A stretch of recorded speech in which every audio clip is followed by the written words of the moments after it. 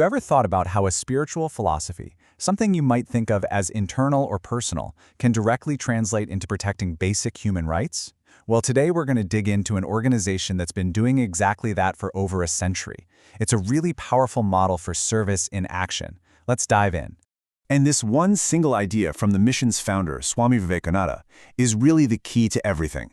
This isn't just some nice, inspirational quote, It's a call to action. It's saying that a truly meaningful life isn't one that just includes a little service on the side.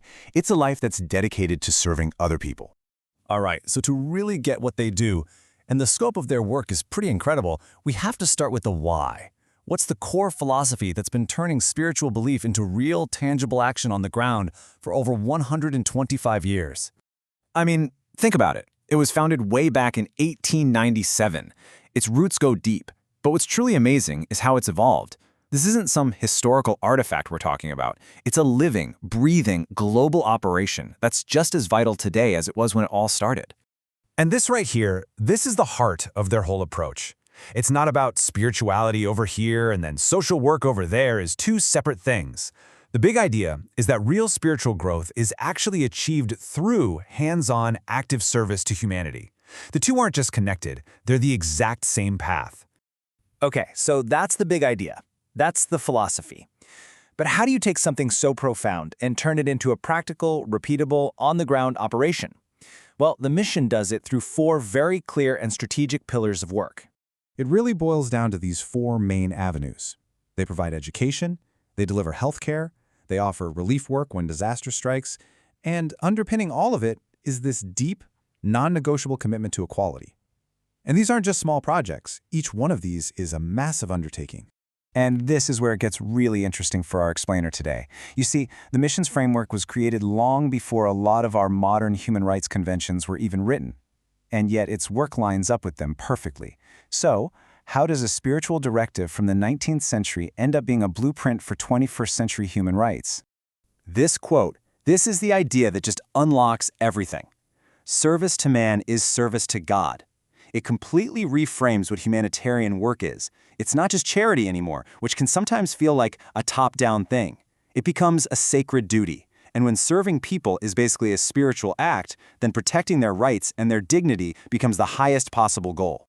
And look, this connection isn't something we're just making up now looking back. It's absolutely fundamental.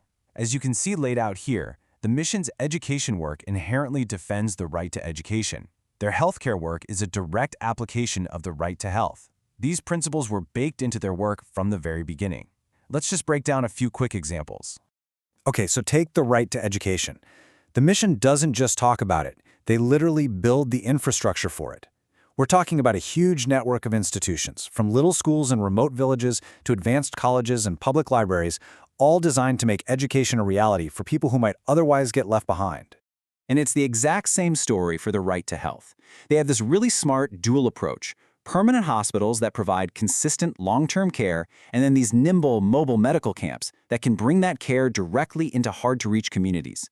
And of course, this all kicks into high gear during disaster relief, making sure health is a priority when people need it the most. Now this part is absolutely crucial. At the very core of all their work is this unwavering rule: zero discrimination. Doesn't matter what your caste, creed, or religion is. In a world that is so often divided by those very lines, this isn't just some policy on a piece of paper. It's the right to equality in action, every single day. And this brings us to a really important distinction. The mission's work isn't just about handing out resources, it's all about the way those resources are provided. See, when aid is delivered with real compassion and respect, it does way more than just meet a physical need. It actively protects the fundamental right to dignity for every single person they help. So when you step back and look at over a century of this philosophy in action, what's the legacy? What kind of model for selfless service does this create for the rest of us? In the end, it's pretty simple. These two things, serving humanity and protecting human rights, they're just two sides of the same coin.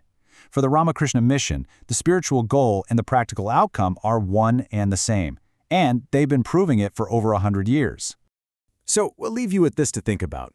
In a world that's wrestling with so many incredibly complex challenges, what can we all learn from a model that finds such powerful and effective solutions in a simple but totally transformative idea: selfless service?